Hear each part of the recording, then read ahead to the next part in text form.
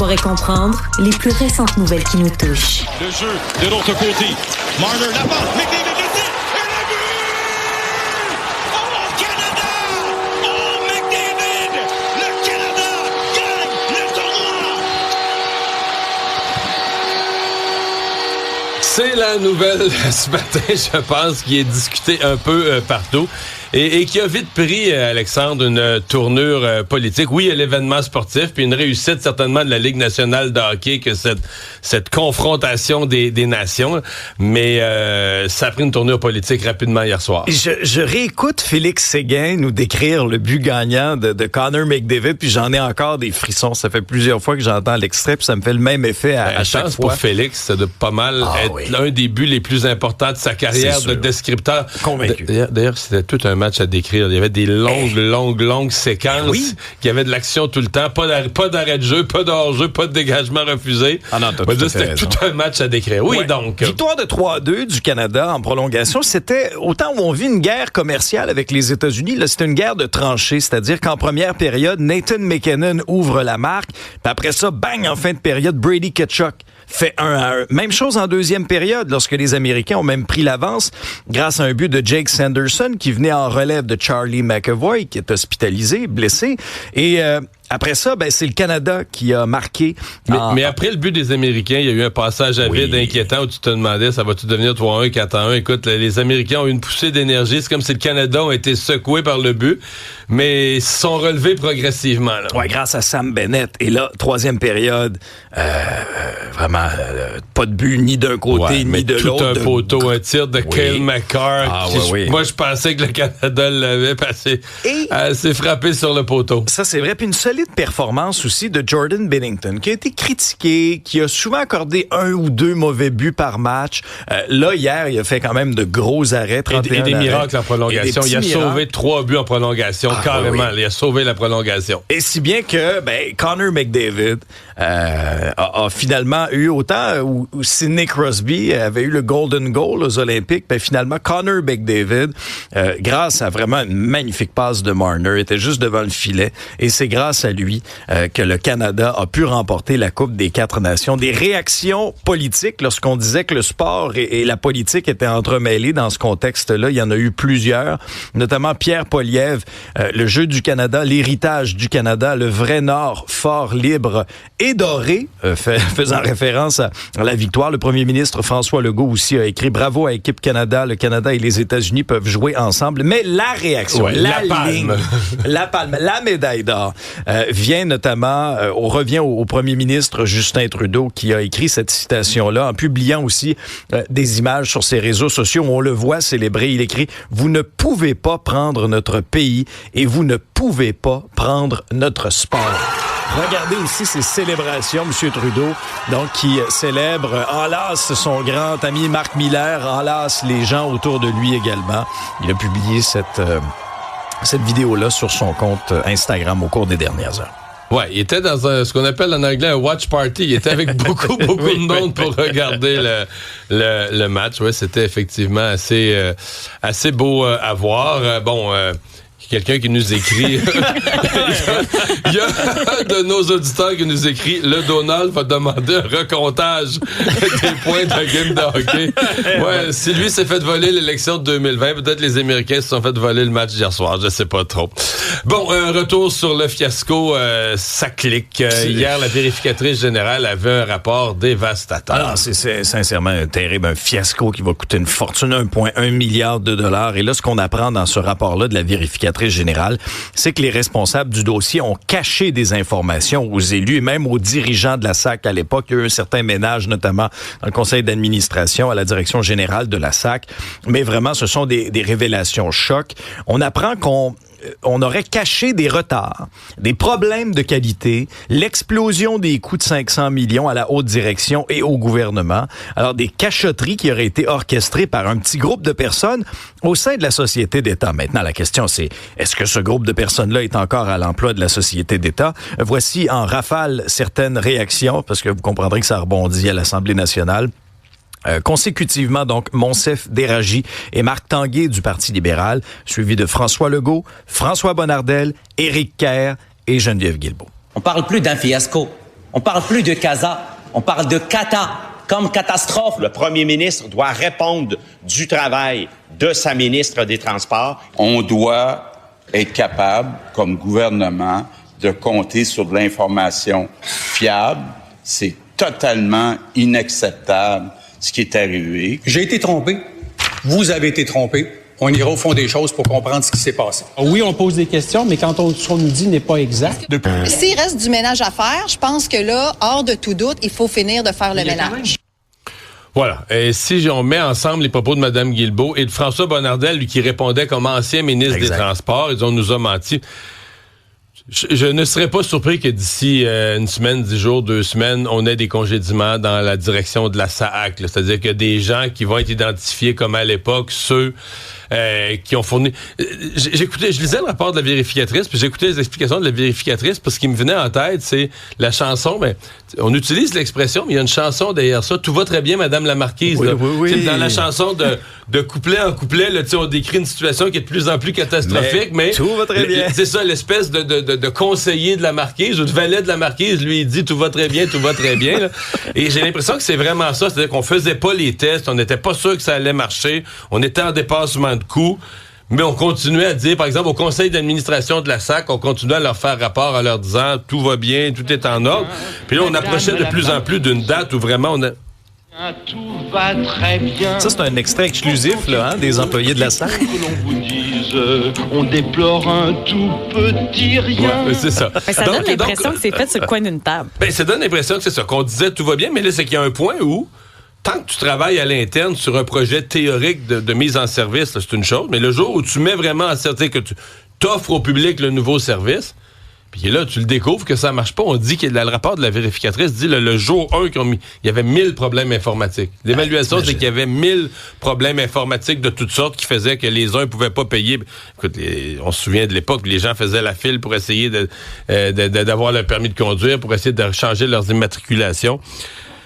Mais c'est le public qui a payé. En bout de ligne, la vraie affaire, puis le coût caché de ça, c'est le public qui a payé. Et on aura un bon exemple de ça ce soir à l'émission JE. Nos collègues consacrent leur émission de ce soir au fiasco de Saclic. Et on aura le témoignage d'une dame qui a vu un arbre donc tomber sur sa voiture.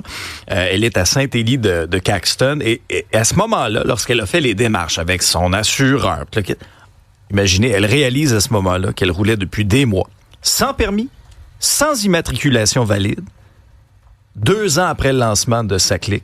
Malgré qu'elle avait payé, là. Elle avait tout fait ce qu'il fallait. Elle n'est pas responsable de ça, mais à cause du fiasco de Saclic, imagines-tu les problèmes qu'elle a dû avoir?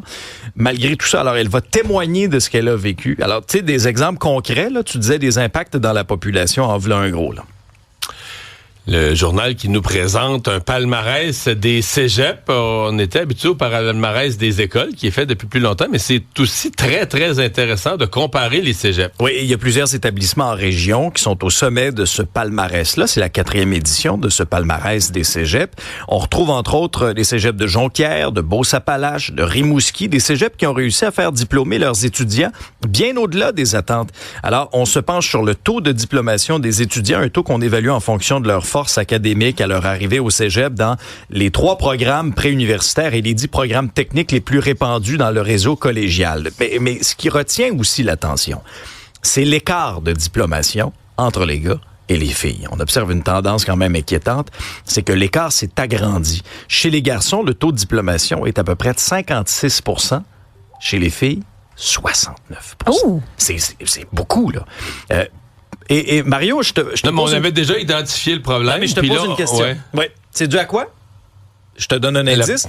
C'est toujours à cause de ça. C'est toujours la pandémie. La pandémie! Mais dans ce cas-ci, il y a un vrai questionnement. Puis on a un exemple. On a le cégep de Matane, là, visiblement dans le dossier, qui a mieux réussi. Il va falloir se poser des questions. Là, qu'est-ce qu'ils ont fait? Qu'est-ce qu'ils ont utilisé comme stratégie? Qu'est-ce qui peut être copié? Mais moi, j'ai toujours pensé que si c'était l'inverse, je veux dire, ce serait le sujet numéro 1 là, à l'Assemblée nationale. Si les filles réussissaient pas, t'aurais tout un mouvement qui dirait là, ça se peut pas. Mais là, c'est comme si c'est moins grave. C'est comme si ça passe. Que oui, on note ça, mais c'est pas vraiment identifié comme un problème de société important. Mais parce que là, on se demande pourquoi il n'y a plus de gars dans les universités. Il n'y a plus de gars dans les universités, il n'y a plus de diplôme pas au cégep. Est-ce que c'est la façon d'apprendre qui est différente puis on n'en tient pas compte dans la façon dont on monte les cours? Regarde, toutes les explications se valent, mais le problème est frappant. Quoique globalement, c'est pas excellent le taux de réussite au cégep. Là. Non. C'est quand même 63% là, pour l'ensemble, le gars-fille additionné. C'est un questionnement là, qui sort du palmarès aussi. Et t'as du déneigement à Montréal. Je pense qu'on peut oublier le 8 jours, mais là, il commence à avoir quand même de la critique, hein? Ben oui, il y a énormément de critiques, entre autres, sur la non-collaboration de certains automobilistes. Je regarde les chiffres, là, on est à 32% en ce moment au niveau du chargement de la neige. Et ce qui est ressorti beaucoup, c'est à quel point les opérations de remorquage retardent tout ce qui est déneigement. On nous dit, du côté de la ville de Montréal, qu'on remorque là, 1,4 véhicules à chaque minute. Moi, je m'inquiète du 0.4 véhicule, honnêtement. Je me demande c'est quoi. Mais ça retarde de 5 à 10 minutes à chaque fois. Là, tu sais. Et il y a des contraventions aussi qui ont été données. En fait, depuis dimanche, 3763 contraventions. Et ce sont des contraventions à 194 $. Maintenant, est-ce que c'est assez sévère? Moi, à l'époque où on travaillait dans notre ancien édifice, là, dans le chic, en face de Berry-UQAM, moi, je pense que j'ai eu l'année passée 3 contraventions de stationnement. Ok, dans un contexte où les panneaux sont pas clairs, c'est 90$ à chaque fois. Mais là, t'as pas nuit à... Moi, j'ai pas nuit à personne. T'as pas nuit à personne à rien. Non, j'ai juste pas compris les panneaux. Je dois pas être le seul à Montréal. Et là, tu entraves une opération de chargement de la neige et de déneigement. Tu forces les gens à déneiger ton véhicule que tu as laissé enfoui, puis ça coûte 190$. C'est pas très dissuasif. Proportionnellement, je sais pas, là, proportionnellement au petit ticket de stationnement ordinaire, ce qui est devenu... Pas très dissuasif. Faut pas se surprendre du fait qu'il y a bien des gens qui ont dit « sais-tu quoi? Bon, regarde, ils le déneigeront, mon char. » Mais tu sais comment fuir tous ces problèmes? Ah oui, comment? C'est en allant dans le sud. Ah oui, en planifiant un beau voyage dans le sud. C'est peut-être que certaines personnes avaient songé à faire ça en voyageant avec Sunwing. On va dire, ben franchement, qu'on a rencontré à l'aéroport de Montréal plusieurs personnes extrêmement fâchées face aux transporteurs qui continuent de faire parler de lui pour les mauvaises raisons. Alors, ce qui a compliqué, c'est qu'avec la tempête, il y a des Québécois qui sont restés coincés dans le sud. Alors là, il faut les rapatrier.